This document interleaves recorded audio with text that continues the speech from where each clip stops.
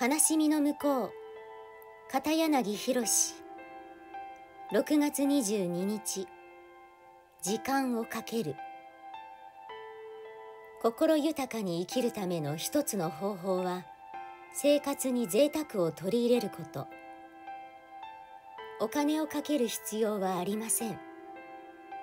いつものお茶でも香りを確かめ、ゆっくり味わいながら飲んでみましょう。お金ではなく、時間をかけることで生まれる贅沢もあるのです。